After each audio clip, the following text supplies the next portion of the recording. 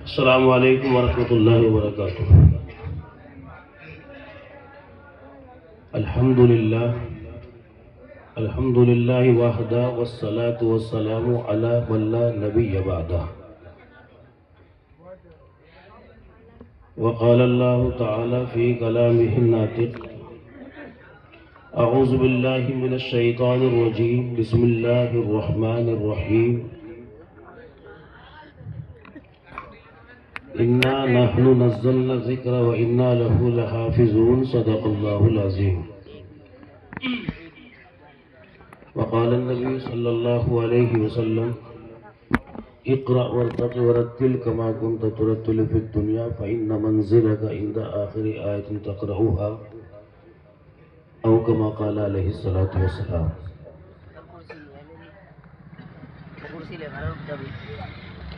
انہی کی محفل سنوارتا ہوں، چراغ میرا ہے رات ان کی۔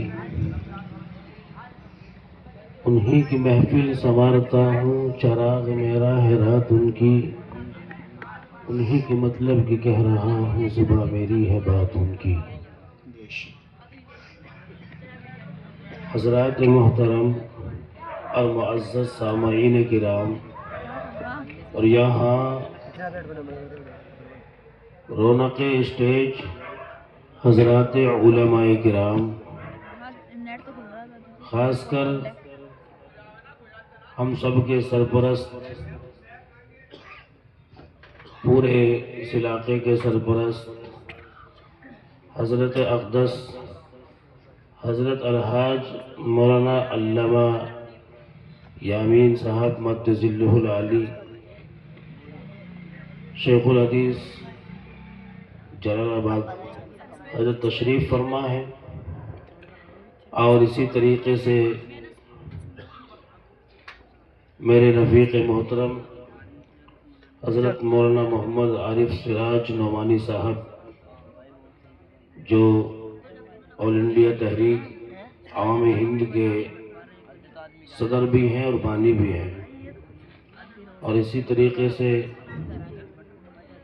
اس ادارے کے روح رواں مفتی محمد شوقین صاحب، اور جو ابھی آپ سے مخاطب تھے حضرت مولانا مفتی خلیل صاحب مد ظلہ العالی، اور اسی طریقے سے حضرت مولانا مفتی محمد ناظم صاحب مد ظلہ العالی، اور میرے دوسرے دیگر یہاں پہ علماء کرام تشریف فرما ہے۔ ان حضرات کی موجودگی میں بات کروں، یہ عجیب ہی ایک شکل سی پیدا ہو گئی، چونکہ حضرت والا تشریف فرما، حضرت کے سامنے بولنا ایسا ہی ہے جیسے کہ سورج کو چراغ دکھانا۔ بہرحال حکم ہوا تو میں یہاں بیٹھ گیا، چند باتیں آپ حضرات سے گوشگزار کروں گا، لیکن ادباً یہ درخواست ہے آپ حضرات سے کہ جیسے آپ بیٹھے ہیں اور جتنے آپ بیٹھے ہیں ایسے ہی آپ بیٹھے رہے، یہاں آپ اٹھ کر کے نہ جائیں، چونکہ یہ پروگرام روز روز نہیں ہوتے ہیں، یہ بزم روز نہیں سجائی جاتی ہے۔ خوش نصیب ہیں آپ کہ آپ اتنے سارے علماء کرام کی زیارت کر رہے ہیں، ورنہ اتنے سارے علماء کو زیارت کرنے کے لیے آپ کو کئی میل کا سفر کرنا پڑے گا، تب کہیں جا کے وہ سہارنپور جا کر دیوبند میں کہیں ہاتھ آئیں گے۔ اتنے مولوی ایک ساتھ اکٹھے ہو کر کے ایسا لگ رہا ہے کہ جیسے ایک بڑا دارالعلوم سمٹ کر کے یہاں آپ کو یہاں گیا ہو۔ الحمدللہ بہت کثیر تعداد میں علماء تشریف فرما ہے، تو درخواست یہ ہے ادباً کہ آپ حضرات اٹھ کر کے نہ جائیں۔ حضرت علامہ صاحب تشریف فرما ہے، آپ حضرت سے نصیحت سنیں گے انشاءاللہ العزیز، اور پھر حضرت دعا بھی فرمائیں گے، اور دعا اصل چیز ہے، دعا میں شرکت کرنی چاہیے، نہ جانے کس کی دعا کو اور کس کی آمین کو اللہ تبارک و تعالی شرف قبولیت سے نوازے۔ بھائی سبھی حضرات وعدہ کریں جائیں گے تو نہیں، ہاتھ اٹھا گئے انشاءاللہ کہ نہیں جائیں گے؟ ماشاءاللہ بہت اچھا۔ میں نے جب اس کا یہاں کا اشتہار دیکھا، مجھے دعوت دی گئی، تو ماشاءاللہ بہت خوبصورت اشتہار تھا، اس کی بناوٹ اور اس کی سجاوٹ بہت اچھی تھی۔ اس اشتہار سے لگ رہا تھا کہ جلسہ بہت ہی لمبی چوڑے علاقے میں کو ہوگا، بڑا سا پنڈال ہوگا، لیکن میں یہاں آیا دیکھا تو جب میں آیا تھا تو یہاں چند بچے بیٹھے تھے، میں ادھر سے ہی گزر کر کے گیا۔ بہرحال جب اب یہاں آپ کو میں نے دیکھا تو خوشی ہوئی کہ زیادہ نہ صحیح چند صحیح لیکن ذمہ داری کے ساتھ بیٹھے ہوئے ہیں، ذمہ داری کی حیثیت سے۔ اور بات یہی ہے جو ابھی مولانا سراج صاحب فرما رہے تھے کہ حضرت مولانا اسلم صاحب رحمۃ اللہ علیہ کی مثال پیش کی ہے کہ 1000 نہ صحیح 2 صحیح لیکن نیت صحیح لے کر کے بیٹھے تو انشاءاللہ العزیز اللہ کی بارگاہ میں نہ جانے یہی چیز قبول و مقبول ہو جائے۔ تو اخلاص اور نیت یہ اصل چیز ہے۔ آپ اسی نیت کے ساتھ میں بیٹھیں کہ انشاءاللہ بیٹھے ہیں تو دعا تک بیٹھیں گے اور سن کر کے جائیں گے۔ ذرا ہاتھ اٹھا کر کے بتانا کہ انشاءاللہ بیٹھیں گے نا انشاءاللہ۔ بہرحال میں نے ابھی اشتہار کا ذکر کیا، اس پہ ہیڈنگ لگی تھی، یہاں بھی ہیڈنگ لگی ہوئی ہے دستار بندی کی۔ پھر میں نے معلوم کیا، تحقیق کی کہ کتنے بچے حافظ ہو رہے ہیں۔ مجھے بتلایا گیا کہ 3 بچے حافظ ہو رہے ہیں، اور مفتی شوقین صاحب نے مجھے اپنے مدرسے کے اندر یہ بات بتلائی تھی کہ ایک بچہ الحمدللہ ایسا بھی ہے کہ جس نے ایک نشست میں قرآن کریم کو مکمل سنایا، یعنی صبح سے لے کے شام تک وہ قرآن کریم کو سناتا رہا، پڑھتا رہا، الف لام میم سے قرآن کریم کو شروع کے والناس پہ لا کر کے اس نے ختم کیا۔ مبارک باد کے مستحق ہیں اس کے استاذ اور اس کے ماں باپ۔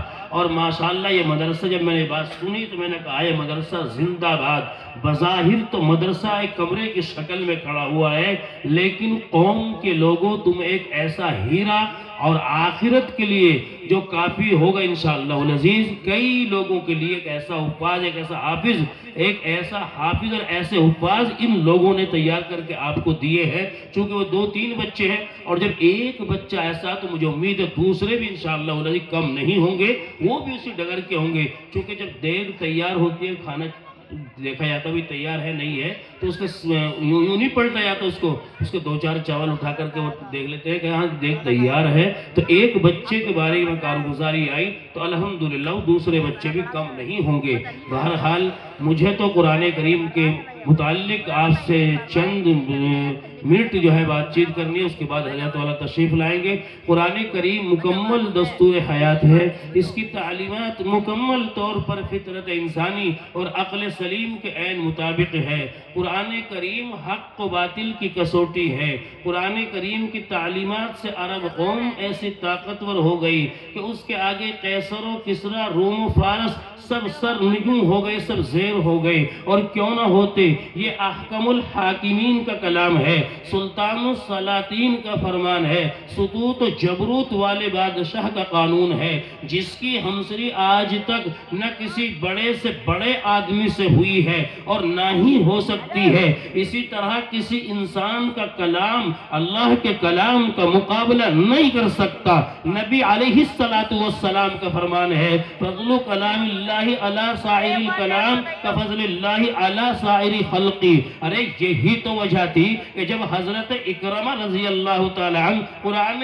کریم کو تلاوت کے لیے کھولتے تھے تو بے ہوش ہو کر زمین پہ گر جایا کرتے تھے، ان کی زبان پر یہ کلمات جاری و ساری ہو جایا کرتے تھے، ھذا کلام ربی، ھذا کلام ربی، یہ میرے رب کا کلام ہے، یہ میرے رب کا کلام ہے، میں اس کو اپنی زبان سے کیسے ادا کر سکتا ہوں۔ یہی وہ کتاب ہدایت ہے کہ جس کے نازل ہونے کی خوشخبری تمام سابقہ انبیاء علی نبیین علیہ السلام نے دی۔ یہی وہ خدائی کلام ہے جو لوح محفوظ میں تحریر ہے، جس کی حفاظت پر مقرب ترین فرشتے مامور ہیں۔ یہی وہ آسمانی دستور حیات ہے جو کبھی مٹایا نہیں جا سکتا۔ یہی وہ قرآن ہے کہ اگر جنات نے سنا تو میرے آقا کے گرویدہ ہو گئے، اگر عمر نے سنا تو لرز گیا، طفیل دوسی نے سنا ایمان لے آیا، جبیر ابن مطعم نے سنا تو ایمان کے اندر داخل ہو گیا۔ اور میں یہ بھی کہتا چلوں کہ یہی قرآن ہے جس کی برکت سے زمین سے غلہ پیدا ہو رہا ہے،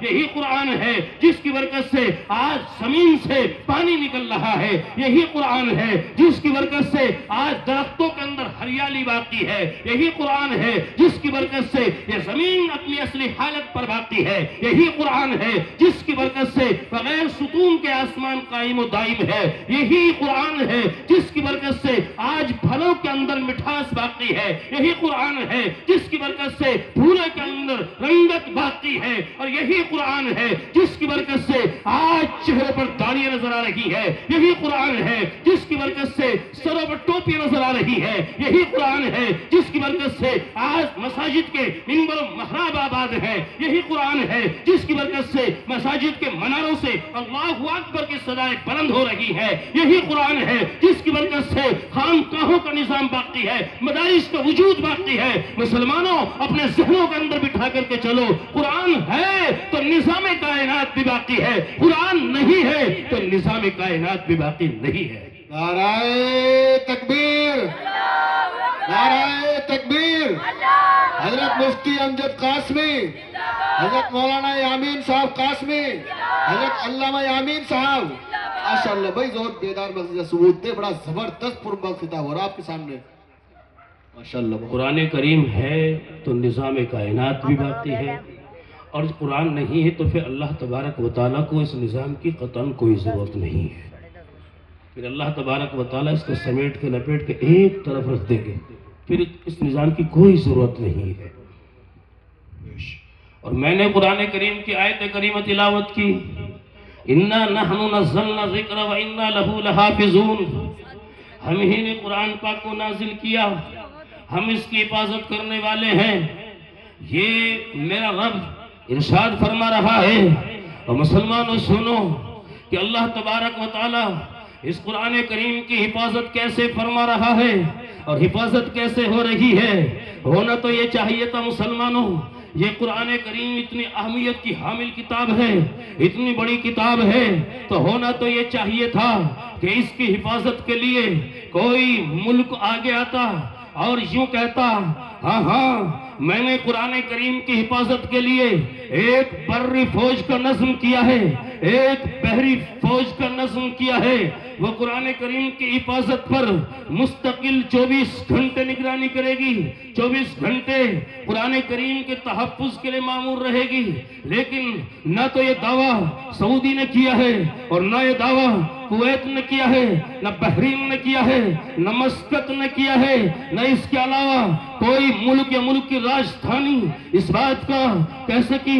حالانکہ کئی ممالک ایسے بھی ہیں، مثلا امریکہ ہے یا اس کے علاوہ اور دوسرے بڑے بڑے ممالک ہیں، کاش کوئی کہتا ہم نے قرآن کریم کی حفاظت کے لیے نظم و نسق کیا ہے، انتظام کیا ہے، لیکن نہیں کہہ سکتے۔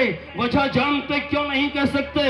اس کی وجہ یہ ہے میرے رب نے ارشاد فرمایا، میں نے قرآن کریم کو نازل فرمایا اور میں ہی اس کی حفاظت کرنے والا ہوں، بلکہ اللہ تبارک و تعالیٰ نے قرآن کریم کی حفاظت کے لیے ایسا انتظام فرمایا، ایسا انتظام فرمایا کہ اللہ تبارک و تعالیٰ نے اس پوری دنیا کو دکھلا دیا اور ان باطل طاقتوں کو یہ سبق دے دیا کہ میں رب ہوں، جب کسی چیز کی حفاظت کرانے پہ آتا ہوں پھر حفاظت اس طریقے سے کرا سکتا ہوں جس کا تم گمان تک نہیں کر سکتے۔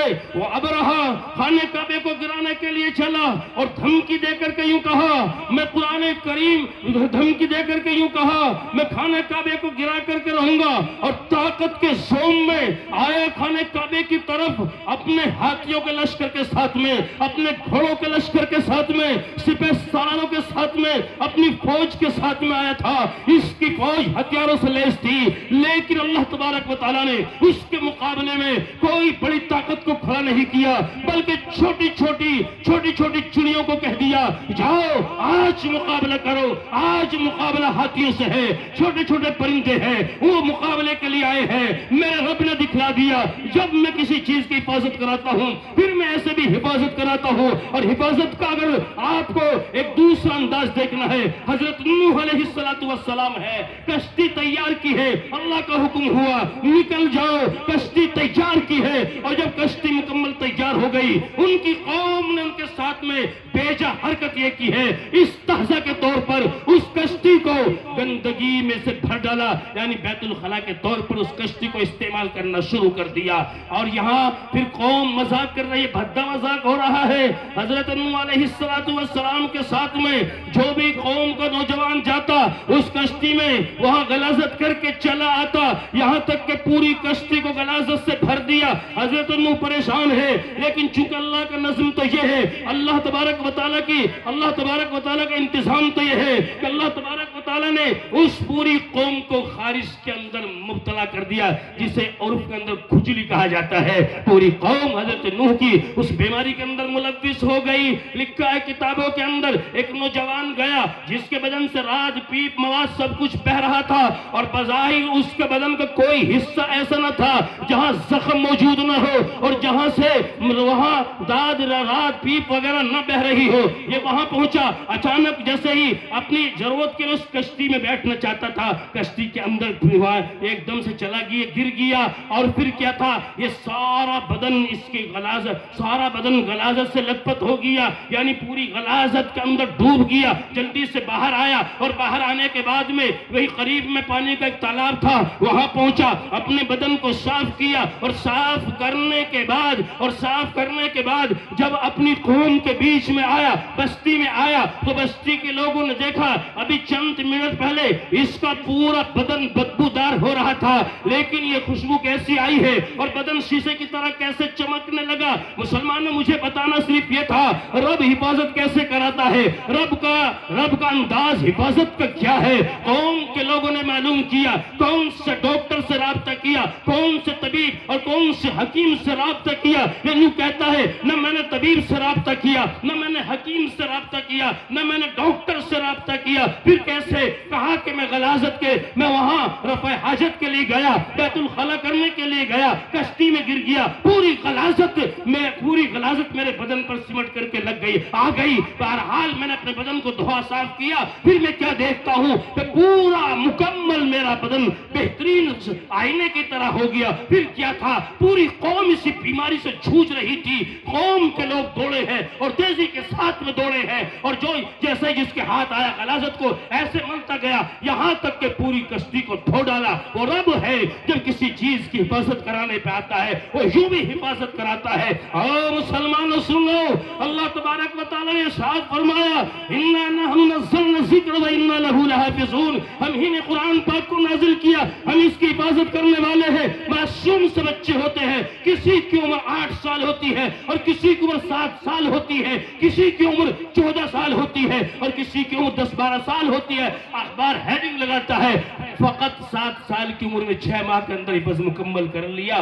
اور رب نے پھر چھوٹے چھوٹے معصوم بچوں کے ذہنوں میں یہ ڈالا، ان کے ماں باپ کے ذہنوں کے اندر یہ بات ڈال دی گئی ہے، آیا کہ اپنے بچوں کو قرآن کریم کا حفظ کرائے، حالانکہ قرآن کریم کی حقانیت سے واقف نہیں ہے، قرآن کی عظمت کو نہیں جانتے ہیں۔ 7 سال کا بچہ ہے، ابھی تو اچھے برے کی تمیز بھی نہیں ہے، سلیقہ بھی نہیں ہے، ابھی تو صحیح سے اس کا شعور بیدار بھی نہیں ہوا ہے، لیکن قرآن کو رٹ رہا ہے، قرآن کو پڑھ رہا ہے، یہاں تک کہ 30 پارے مکمل اس کے سینے میں آہستہ آہستہ محفوظ ہو جاتے ہیں۔ یہ ہے رب کا نظم و نسق، یہ ہے رب کا انتظام۔ اور یاد رہے، اگر بات یہ نہ ہے تو پھر ایسا آپ یوں سمجھے، ایسا ہونا چاہیے تھا کہ قرآن کریم اگر یہ بات نہ تھی، پھر یہ ہونا چاہیے تھا کہ قرآن کریم کو بڑی عمر کے لوگ پڑھا کرتے، جو قرآن کی عظمت کو جانتے، قرآن کی اہمیت کو پہچانتے، لیکن نانا رب نے اس کے برعکس کر کے دکھایا، چھوٹے چھوٹے بچوں کو لگا دیا کہ قرآن کریم کی حفاظت کرے۔ وہاں شاملی کا میدان کے وقت جس وقت میں لڑائی ہوئی ہے، وہ اسی طریقے سے وہاں پانی پت کا بھی ایک علاقہ ہے، وہ بھی پورا کا پورا متاثر تھا۔ یوں تو پورا ہندوستان اس وقت میں متاثر ہوا ہے، لیکن انگریز، یہ ظالم انگریز اپنے سپاہیوں کے ساتھ میں جنگلوں میں دائیں دیتا پھر رہا ہے، جنگل میں گھومتا پھر رہا ہے۔ یہ وہاں پانی پت پہنچا، پانی پت کا جنگلوں میں پہنچا ہے، ایک بڑی میاں بیٹھے ہیں اور 4-5 بچوں کو لے کر کے بیٹھے ہیں، کاغذ موجود نہیں ہے، قرآن کا نسخہ موجود نہیں ہے، پڑھنے پڑھانے کا بظاہر کوئی نظم نہیں ہے۔ حالانکہ آپ کہہ سکتے ہیں، کوئی اشکال کر سکتا ہے، جب کتاب موجود نہیں تھی اور کاغذ موجود نہیں تھا، بظاہر کوئی چیز پڑھنے کی موجود نہیں تھی، پھر پڑھائی کیسے ہو رہی تھی؟ میں اس کے کے جواب میں یہ کہہ سکتا ہوں کہ یہ کتب خانے، یہ پریز خانے، یہ کاغذ کی ایجاد کل کی ہے، ابھی ایجاد ہوئے ہیں۔ پہلے زمانے میں نہ کتب خانے تھے نہ پریز خانے تھے، اور بعد میں اس بات کی صدی میں آ کر کے کاغذ کی ایجاد ہوئی ہے۔ پھر بھی قرآن کریم زندہ تھا، پھر بھی قرآن کریم پڑھنے والے موجود تھے، پھر بھی قرآن کریم پڑھانے والے موجود تھے۔ ظالم انگریز نے پوچھا بڑے میاں کیا کرتے ہو؟ جانتے ہو جب یوں کہا کہ بڑے میاں کیا کرتے ہو؟ کہا میں خدا کا قرآن پڑھا رہا ہوں۔ انگریز نے کہا تمہارے پاس تو قرآن کا نسخہ موجود نہیں ہے، تمہارے پاس تو کاغذ موجود نہیں ہے، تمہارے پاس تو کوئی کتاب موجود نہیں ہے۔ حضرت نے اشارہ کر دیا بچے سے کہ فلاں جگہ سے پڑھو، فلاں جگہ سے پڑھو، فلاں جگہ سے پڑھو۔ یہ بچے پڑھتے چلے گئے۔ انگریز نے اپنے سر کو کھجلاتے ہوئے کہا تھا کہ قرآن کریم کو ختم نہیں کیا جا سکتا۔ اللہ، نعرہ تکبیر۔ حضرت مفتی امجد قاسمی، بہت خوب، ماشاءاللہ ماشاءاللہ، بہت اچھا۔ قرآن کریم کو ختم نہیں کیا جا سکتا۔ اور میں نے کہا متعدد جو مقامات پر یہ بات کہ یہ جو بچے ہوتے ہیں، جو بچے قرآن کریم کا حفظ کرتے ہیں، حافظ بنتے ہیں، یہ منتخب خدا ہیں۔ ان کا انتخاب کرنے والا کوئی چودھری یا کوئی ودھائک یا کوئی ایم پی نہیں ہوتا، ان کا انتخاب کرنے والا خدا ہوتا ہے۔ نہیں سمجھے؟ یوں سمجھے آپ، مثلا آپ ایک بوتل کے اندر شہد رکھنا چاہیں یا زمزم کو رکھنا چاہیں، اس کے مقابلے میں کسی برتن کے اندر آپ 1 لیٹر دودھ رکھنا چاہیں اور موسم تھوڑا سا گرمی کا ہو، جو 1-2 مہینے بعد موسم میں تبدیلی ہوگی، یعنی شدت کی گرمی پڑتی ہوئی ہوگی، آپ اس وقت میں اگر کسی برتن کے اندر دودھ لینا چاہیں گے، جانتے ہو جو بھی گھر کا افراد دودھ اس برتن میں رکھنے کی کوشش کرے گا، لینے کی کوشش کرے گا، چاہے مرد ہو یا عورت ہو، ناک کے قریب لے جا کر کے کبھی کبھی اس برتن میں سونگھ کر کے دیکھتے ہیں یہ برتن اس قابل بھی ہے یا نہیں ہے کہ ہمارا 1 لیٹر دودھ اپنے اندر صحیح سالم چھپا سکے، رکھ سکے، برداشت کر سکے۔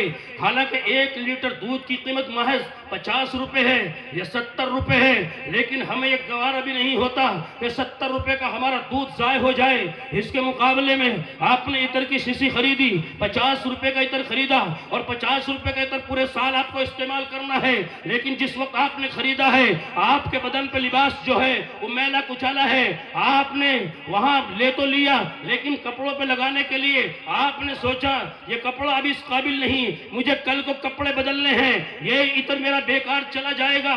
یا اس کے مقابلے میں کسی بوتل کے اندر آپ شہد کو رکھنا چاہتے ہیں، آپ شیشی میں جھانک کر کے دیکھتے ہیں یہ شیشی اس قابل بھی ہے، یہ بوتل اس قابل بھی ہے کہ شہد کو اپنے اندر صحیح سالم رکھ سکے، پھر کیا خیال ہے تیرا شہد بھی خراب نہ ہو جس کی قیمت 50 روپے، تیرا دودھ بھی خراب نہ ہو جس کی قیمت صرف 50-60 روپے، اور تیرا عطر بھی ضائع نہ ہو جس کی قیمت محض 50 روپے۔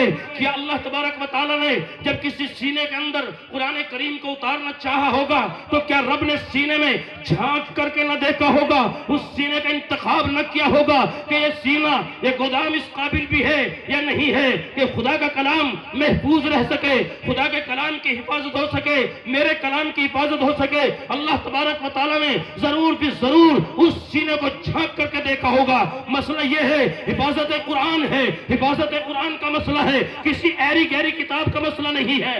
ضرور بھی ضرور اللہ تبارک و تعالیٰ نے ان سینوں میں جھانک کر کے دیکھا ہوگا۔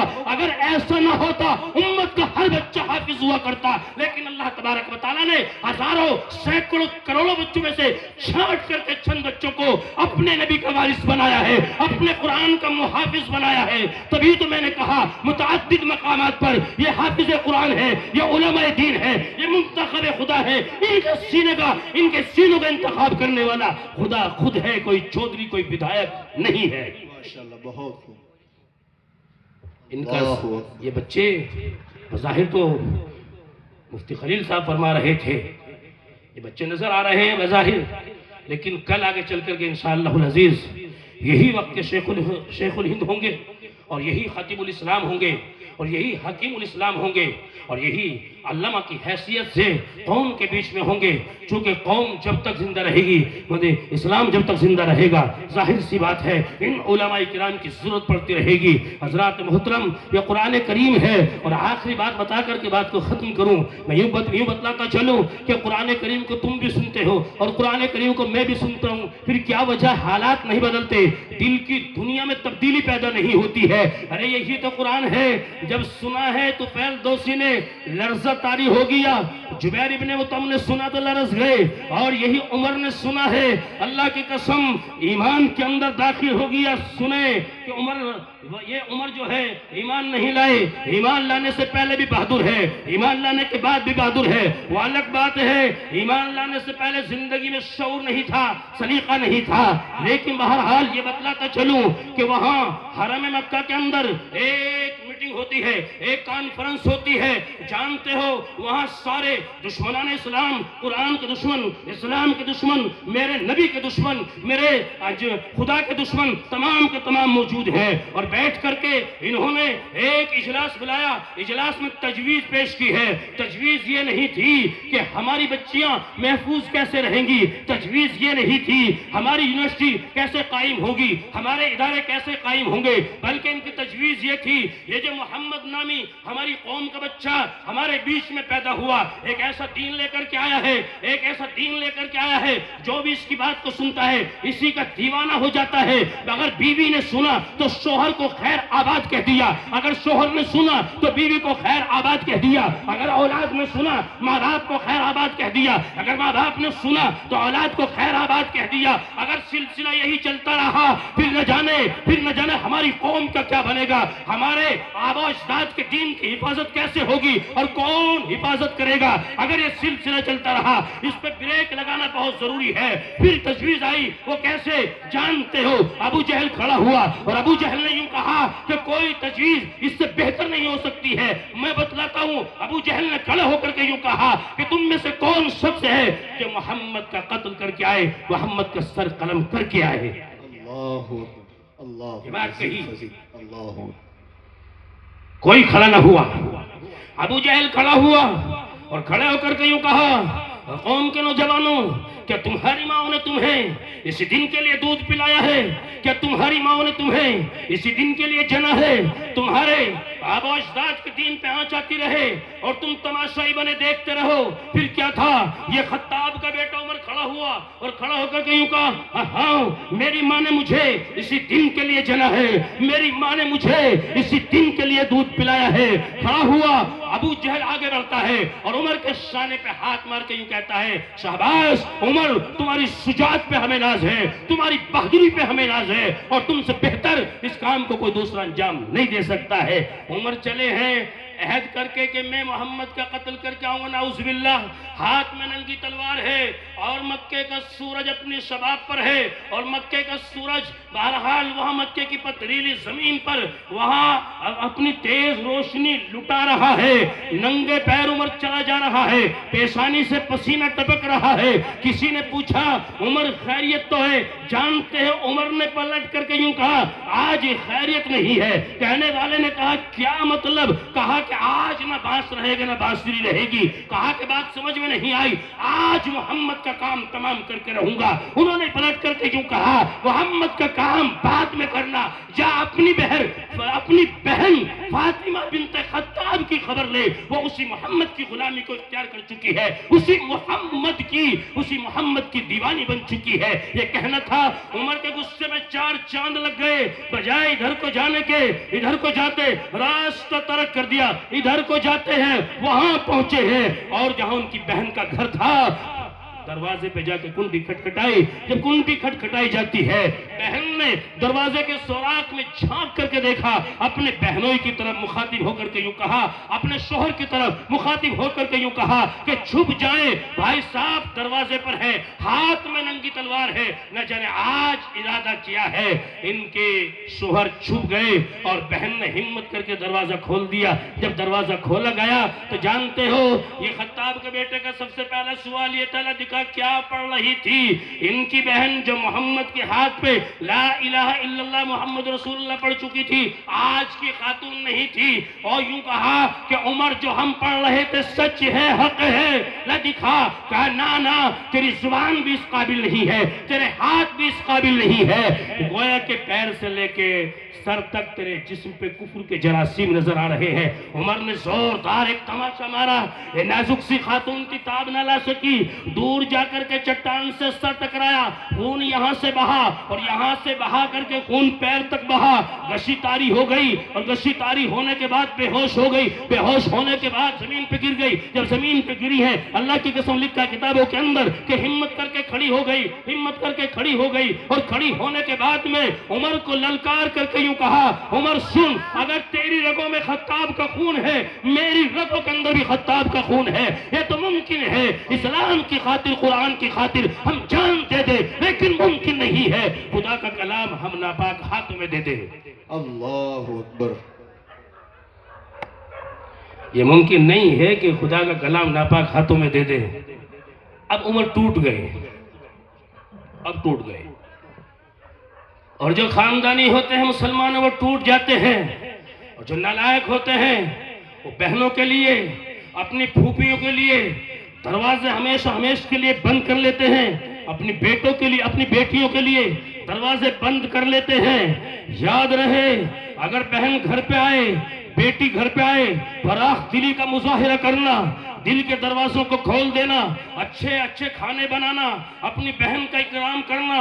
بہن کا اکرام کرنا اس لیے کہ بہن کو اللہ تبارک و تعالیٰ نے مخصوص یہ عزت و رفعت بلندی عطا کی ہے, جو تیری عزت کے اندر چار چاند لگا رہی ہے, تیری عزت کے اندر بلندی عطا کر رہی ہے. اور اگر بیٹی گھر پہ آئے تو بیٹی بھی خدا کی رحمت ہوتی ہے. بہرحال بہن وہ پیاری سی شے ہے. اگر 1000 کلومیٹر کی دوری پر تمہاری بہن موجود ہے, وہ زندگی گزار رہی ہے, اگر اپنے میکے کا کوئی آدمی اس کو نظر آئے گا, سب سے پہلا سوال یہ ہوگا, میرے بھتیجے کیسے ہیں, میرے بھائی کیسے ہیں. بہن بہن ہوا کرتی ہے. اللہ تبارک و تعالیٰ نے اس خاتون کو 4 صفات کے ساتھ پیدا کیا ہے. یہ کبھی کسی کی ماں ہوتی ہے, یہ کبھی کسی کی بیٹی ہوتی ہے, یہ کبھی کسی کی بہن ہوتی ہے, یہ کبھی کسی کی بیوی ہوتی ہے. اگر یہ بیٹی ہے رحمت کی شکل میں ہے, اگر یہ بہن ہے پھر شفقت کی شکل میں ہے, اگر یہ بیوی ہے یہ چاہت کی شکل میں ہے, اور اگر یہ ماں ہے تو پھر جنت کی شکل میں ہے.